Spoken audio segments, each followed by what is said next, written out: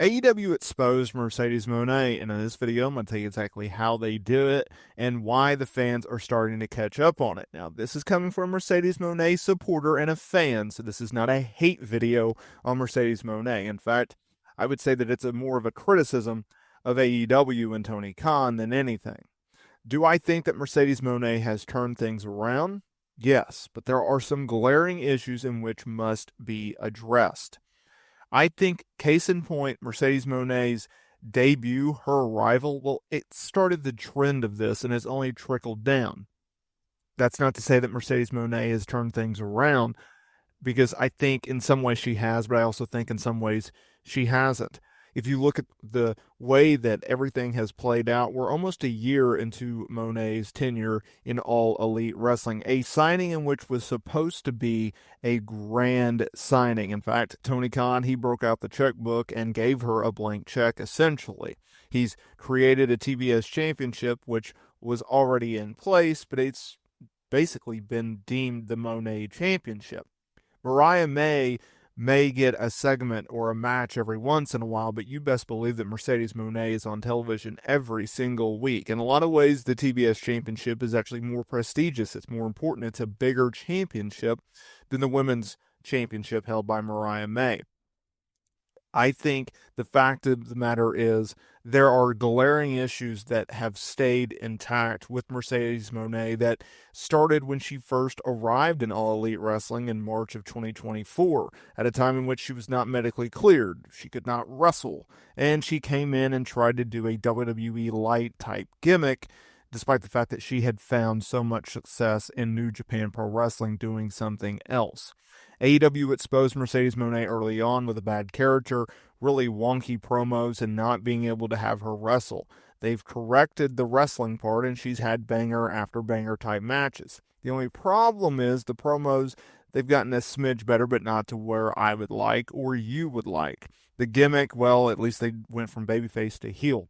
However, in all of that, which has exposed Mercedes Moné, I think the biggest way that they exposed her was in her most recent match, or at least as the recording of this video, because let's take a step back. January 29th, Dynamite. She defended the championship against Yuka Sakuraba.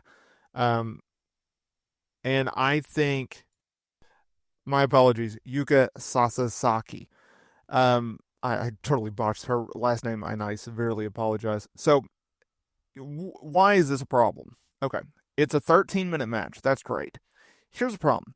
Yuka is not a full-time member of the AEW roster. In fact, she had only worked a handful of matches on AEW television in the last year. Her previous appearance on AEW Dynamite outside of this past January, okay, was in September. She lost to Mariah May in a women's championship match. How did she get this opportunity? Well, she was booked on Collision. It was a random January 25th episode of Collision. It was a Fatal 4-Way Eliminator where Yuka went over Deonna Purrazzo, Queen Amamata, and Serena Deeb. Why did they book her in this match? They needed a body. They needed someone to win.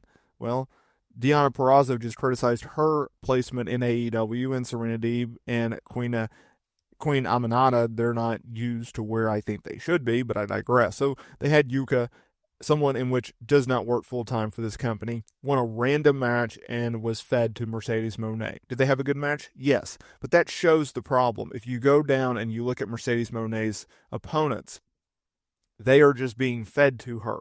Outside of the Chris Statlander feud and outside of the Willow Nightingale feud way back when she first arrived, or the Britt Baker, out of a year nearly of AEW having Mercedes Moné under contract, she's worked 3 notable programs.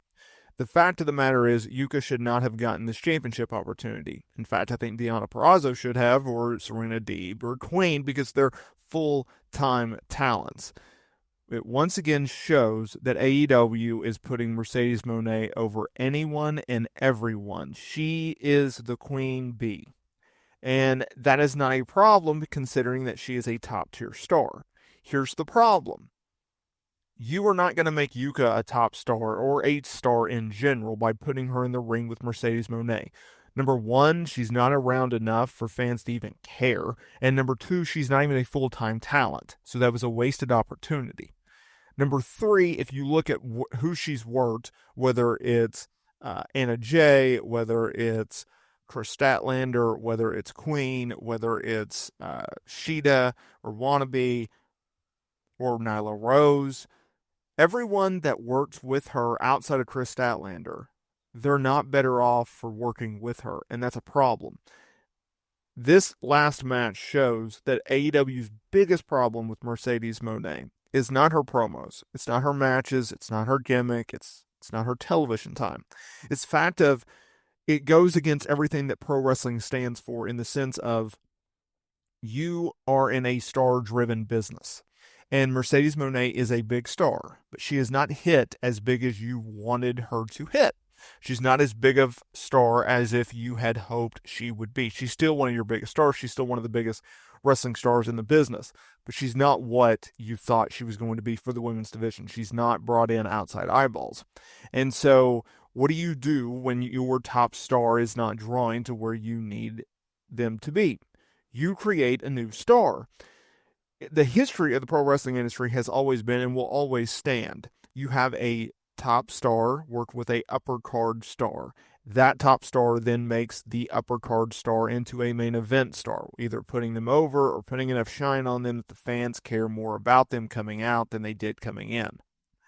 You then take an upper card star and you work with a mid card star and you bring that mid card star up to an upper card star.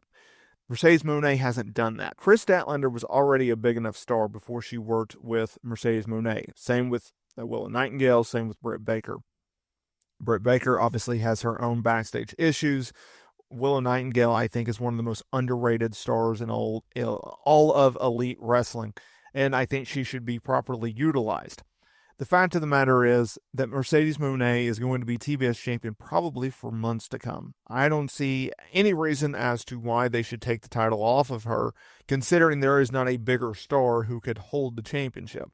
Now, if you wanted to say, okay, we're going to have her feud with Willow, or we're going to have her feud with Harley Cameron, which obviously they're doing at Grand Slam, but I don't see, here's another problem, I don't see Harley Cameron beating her.